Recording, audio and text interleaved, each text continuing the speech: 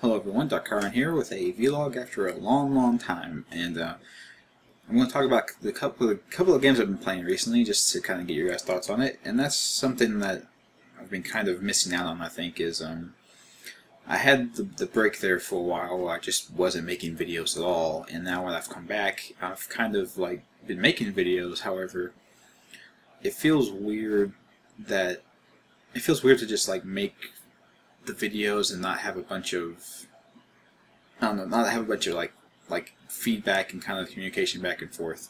So I would like to try to fix that. And my first step is to have a vlog where I discuss some things that maybe people will want to talk about, or maybe discuss, or weigh in their thoughts on, or maybe just hear what I have to say about it, and we can, I don't know, have more of a, I guess, more of a dialogue back and forth, because I don't know, it feels very bizarre just kind of being a voice that you hear over gameplay. I don't know. We're just doing it, and you guys let me know if you want to hear more, or if you don't care, or just want to see the gameplay footage. You know, whatever. It's fine. If you don't like me, that's cool. I'll get over it. No. Anyway, on to games I've been playing. Obviously, if the game box next to me told you anything, I've been playing Bloodborne. I have been playing Bloodborne in the past. I don't think I will be playing more Bloodborne in the future. It's a really weird thing to me, because I can understand that I mean, it's a really good game. Like, it's really well designed, and the combat is really good, and it's a very, like, if you want a difficult, dangerous game, it's a very difficult, dangerous game. Even the trash monsters that you've killed 50 times before, if you treat them like they're not a threat, and kind of just brush them off and don't take the fight seriously, they can kill you. Even the lower level guy, like I said, even the lower level guys that you've run past so many times. And that's, I guess, that aspect is part of the problem, because it has the waypoint system set up with all of the lanterns that you find, and if you die, you respawn the lantern and you run back, and that makes it where if you were, you know, I guess, let me think, 15 to 20 minutes in to an area and you die, you go back and you do that same 15 to 20 minutes all over again, and you know, 5th, 6th time doing that, it just eventually becomes tedious. And yes, technically you can just run past everything. However, if you happen to have died at a spot where the monsters are kind of close and bunched up together, you don't really want to run past, because you'll just end up fighting even more guys than you were fighting at the time that you died. So, I guess if I had more of a tolerance for repetition and having to do the same area over and over again, the game wouldn't be so bad to me. The boss fights are really fun. The boss fights are incredibly fun. It's just the getting to the boss is such a pain. It's just such an unnecessary pain. I just don't enjoy it. And if they had this system in, like, I think it was Dark Souls 2. I didn't play Dark Souls games at all, for a little bit of history there. If they had a system, I think it was in Dark Souls 2, where after you killed a monster so many times, it would just stop spawning, to stop. I think it was partly to keep you from being able to grind levels out in the same area, but I think it was also in place because it's just tedious, and I just don't have time for it. And I don't know if it's just me, maybe you guys have this too, but if I've killed a guy without problem over and over and over again, and then all of a sudden I screw up and die on him, I get really frustrated at myself. Like, I get really mad about, like, how could I have possibly screwed up a fight that I've done so many times before. It's just I just don't, it's not my thing. I understand it, if anyone asks me, is Bloodborne a really good game, I will say yes, it's a very good game. It's just not for me. That's all it is. But continuing on that path of games that I guess are good, this one's a little bit more debatable to me, but that I don't like and I'm not going to play anymore, is I got This War of Mine on Steam. And I think a big part of my not liking this game is because I think I had a fundamental misunderstanding of what the game was before I started playing it. I thought that it was a game that was largely like, I guess, like a Telltale game or something like that, where the game exists mainly for telling a story, and the gameplay is just kind of like the thing you do between plot elements. That's what I thought it was, because everyone, like, I don't know if I was misreading reviews and people talking about the game, but like everything I was seeing was like about how well this game shows you the horrors of war, and how well this game displays what war does to people. And that made me think immediately, oh, this is going to tell a really good story about people being in the war. But there is actually not a story, basically at all. You know, things happen, and let me explain the game. Okay, I'm explaining. The game is you have it control a group of survivors in a bombed-out shelter, and you guys are in the middle of a whole city that's been completely shelled down. The military is quarantined off your area completely. I guess people don't really come in or out at all, and things are going really badly for you. So it's a constant struggle to survive. You have to scavenge for food, supplies, basically everything that you need to survive, and make the things you need to survive. So the game has a scavenging system where you have to go out and scavenge, and then you have to be able to build things that the house needs just for basic survival. You have to have, you know, food. You can build a stove to cook the food. You can build beds, chairs, traps to catch rats, all kinds of things. So the game is basically, it's not, like I said, there's no storytelling. Like, things happen, and the character bios for the survivors will kind of update with a little snippet about what they think about what just happened. Like, there's an event that I think it happened every time I played, so I would guess it happens every time, where your neighbor will come over and say, "Hey, I would like it if you came over and helped me board up my shelter to make it more secure." And then when they do that, all the survivors that you have will have like a little thought for them, like, on day such and such, I don't like that we couldn't help them because it's an unnecessary risk, or it's really great that we helped them because maybe they'll help us too. Just stuff like that. There's not really a story at all, and I guess the actual point of the game is see how long you can survive, because there's limited resources. Getting to some of the resources eventually will become incredibly dangerous. Can you survive? How long do you survive? And I think the guides I read seem to make it out to be that 30 days was like a really good number to make it to. So, like, I don't know, I have zero interest in that kind of game. I have no interest in a game that is designed for you not to win. Like, there has to be a win condition to me. Like, I want to play through a story, be told a story that's really nice.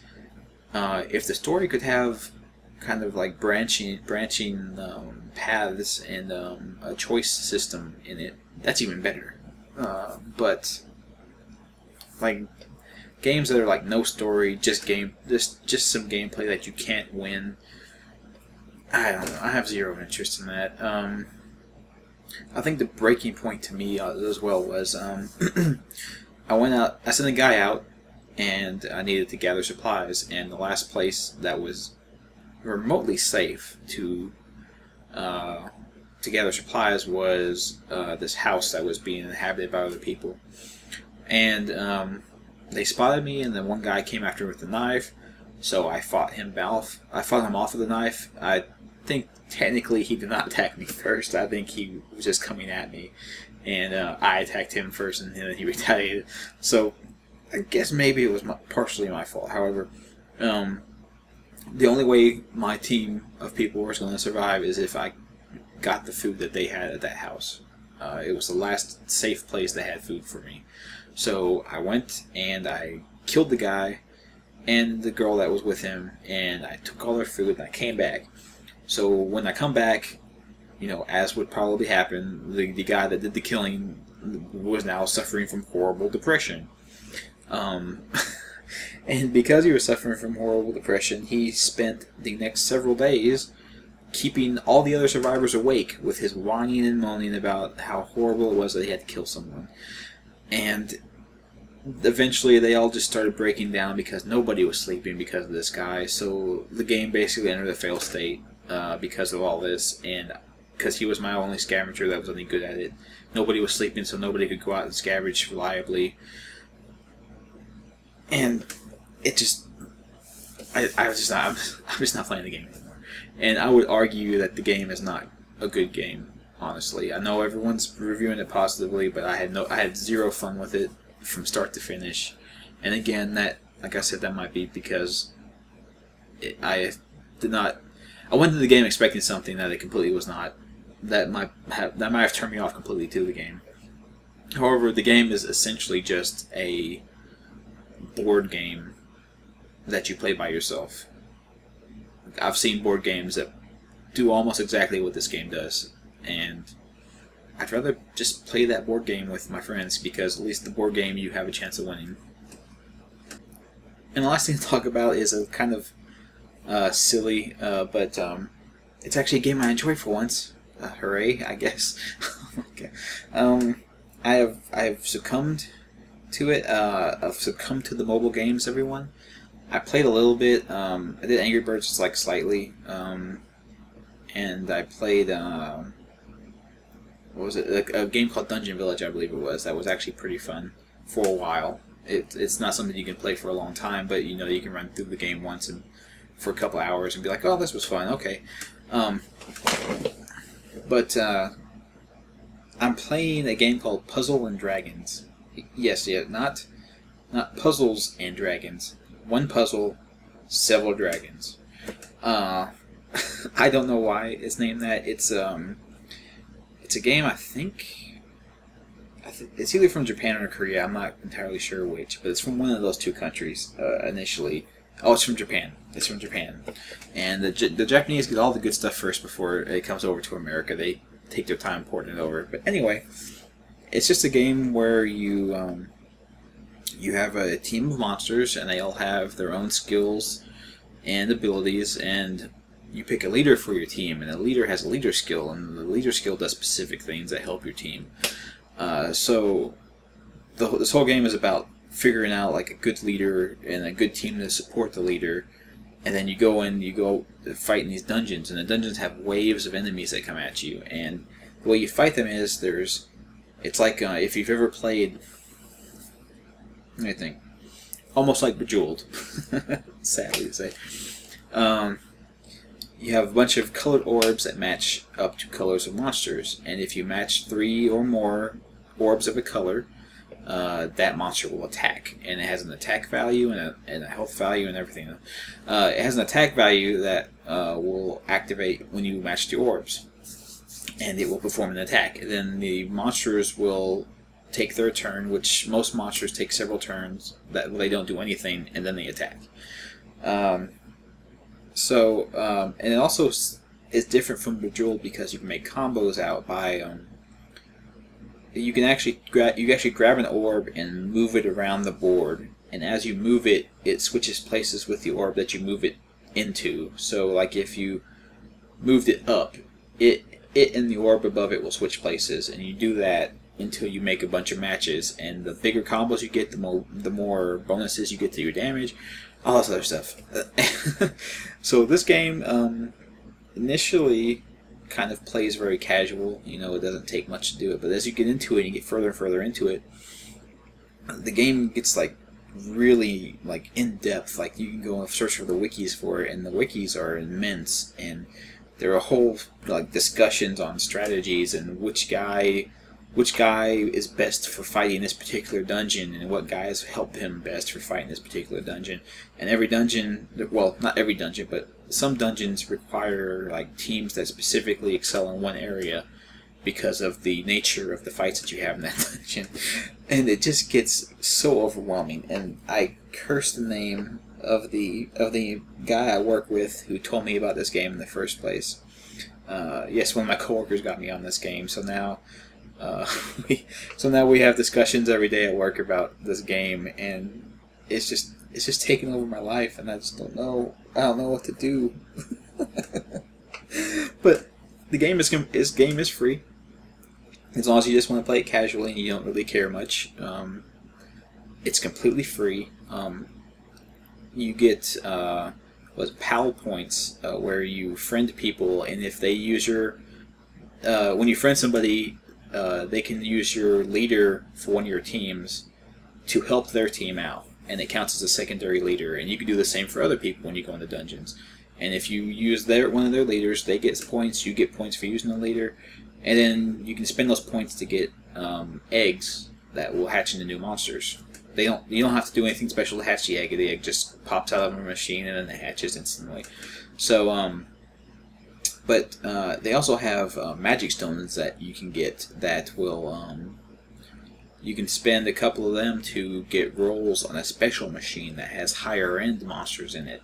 And then you feed monsters to other monsters to level them up, and you feed specific monsters to that monster in order to evolve them. And several monsters have several evolutions, so it's this whole game of farming up materials to feed to one monster until he evolves, and then doing it again to evolve him again. And it's it's a whole thing. It's a whole in-depth thing, and it's actually really fun. And the magic stones that get the high-end monsters are ones that you can pay for to get. However, the guys who made the game constantly have events where, like every day for a week, they'll give you one free stone, and every time you clear all of the dungeons in a certain section, which is usually 5 dungeons, you get another stone for doing that. And then the first time you clear it, you can't just keep doing it over and over. So, like I said, if you have no hurry to get through the game and you don't just want to progress at your own pace and go take it slow, you can play through the entire game, get to the very end game content eventually, and never ever have spent a single cent on the game. So in that aspect, that's a pay-to-play model I can kind of get behind. I can understand that. So anyway, I think I've rambled on quite long enough. I'm not quite sure what I'll discuss next time. I'll think about it. If you guys have any particular topics or thoughts or things you want to hear my opinion about, let me know. I have no idea what in the world you could possibly want my opinion about, but if there is anything, let me know, and it'll give me something to talk about next time. I don't have a set schedule for these at the moment. Every week seems kind of excessive. Maybe every 2 weeks. I don't know. We'll see. I guess it'll just depend on feedback, I suppose. Anyway, that's everything, I think. And I hope you all enjoyed. I hope you all enjoyed at least a little bit, at least one of the sections that I did. Anyway, thank you for your time, and I will see you all next time.